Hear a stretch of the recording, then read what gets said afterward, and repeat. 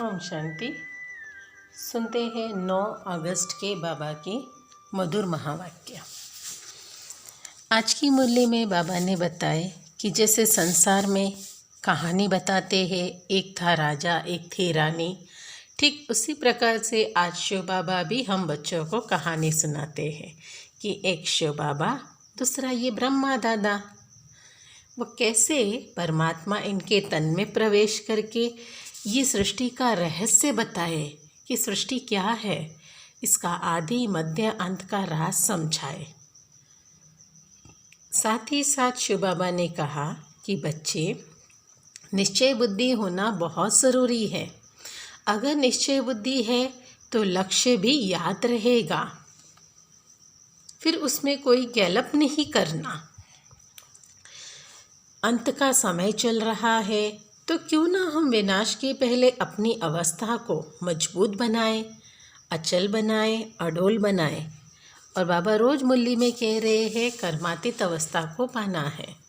जैसे सारी दुनिया पर राहु की दशा बैठी है, हम बच्चों को शिव बाबा के ज्ञान के माध्यम से हम सब ब्राह्मण, बृहस्पति की दशा है हम पर, माना ज्ञान की वर्षा हो रही है, दिव्य चक्षु की जागृत हुई है।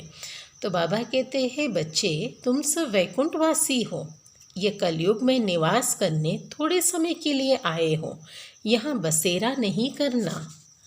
साथ ही साथ सदैव स्मृति रहे कि अंतिम समय है, 5000 वर्ष का ये चक्र पूरा हुआ, 84 का जन्म का ये कहानी है, यहाँ कोई 84 लाख की बात नहीं है।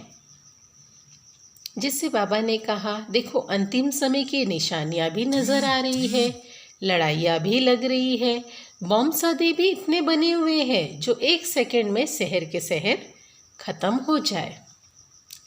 तो बाबा ने हम बच्चों को कहा कि बच्चे, आपको कम से कम 8 घंटा याद में रहना है, पुरुषार्थ उतना करो। 8 घंटा तो एक साथ कोई बैठ नहीं सकता, इसीलिए चलते फिरते, खाते पीते, उठते बैठते बाबा की याद में रहे तो वो समय भी हमारा सफल हो जाएगा। और बाबा बार बार स्मृति दिलाए कि बच्चे, तुम सब स्वदर्शन चक्रधारी बनो, स्व का दर्शन करो कि मैं आत्मा कहाँ थी और कहाँ से कहाँ आई, कैसे इस 84 के चक्र में 4 युगों में चक्र लगाते लगाते पट पर आकर पड़े हैं। साथ ही साथ बाबा ने कहा कि देखो ड्रामा एक्यूरेट है, हाँ इसमें कुछ भी परिवर्तन नहीं होगा, एक रस चलेगा, तो कभी भी किसी पर नाराज़ नहीं होना है, सदैव शिव बाबा पर निश्चय बुद्धि रखना। सदैव याद रहे कि मेरे दिल में राम बसा, माना शिव बाबा बसा है, तो माया जीत भी बन जाएंगे और विजयी का भव का वरदान मिल जाएगा। जैसे शिव बाबा हमें कहते हैं बच्चे, तुम सब सच्चे सेवाधारी बनो। सच्चे सेवाधारी, हाँ, भक्त में हनुमान का महिमा गाया हुआ है कि देखो उनकी सच्ची सेवा थी तो कहते हैं लंका जल गई, उनकी पूछ सी जली ना, क्योंकि ये सच्ची सेवाधारी की निशानी है। उन हनुमान के दिल में सदैव राम बसा था, उसके सिवा उसे कुछ भी नहीं याद आता रहा, न देह की स्मृति रही, तो सदैव वह माया जीत विजयी बने थे। और बाबा ने कहा कि बच्चे, आप भी सदैव कंबाइन रहना, शिव बाबा और आप दोनों में कोई अंतर नहीं, कंबाइन रहेंगे तो साथ भी जाएंगे। अब सुनते हैं मुरली संक्षेप में। शिव बाबा ने कहा बच्चे, मीठे बच्चे, बाप और दादा की भी वंडरफुल कहानी है। बाबा जब दादा में प्रवेश करते हैं तब तुम ब्रह्म कुमार कुमारियाँ वर्षे के अधिकारी बनते हो।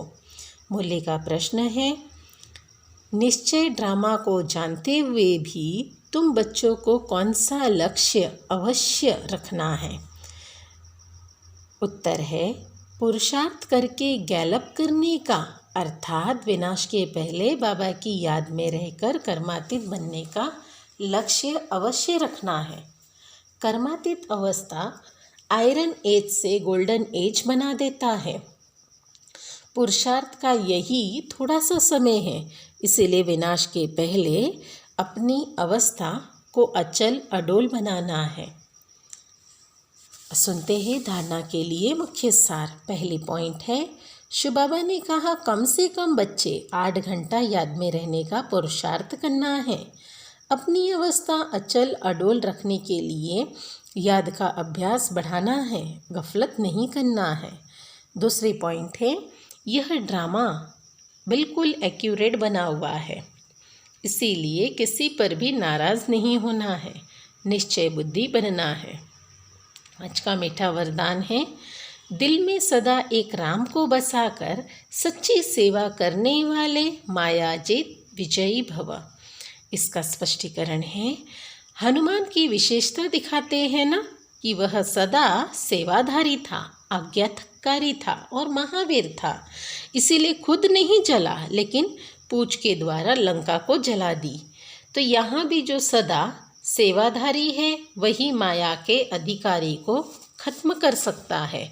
जो सेवाधारी नहीं वह माया के राज्य को जला नहीं सकता। हनुमान के दिल में सदा एक राम बसता था, तो बाबा के सिवाय और कोई दिल में न हो, अपने देह की स्मृति भी न हो, तब मायाजित विजयी बनेंगे। आज का स्लोगन है, जैसे आत्मा और शरीर देखो दोनों कंबाइन है, ऐसे आप शिव बाबा के साथ कंबाइन रहो।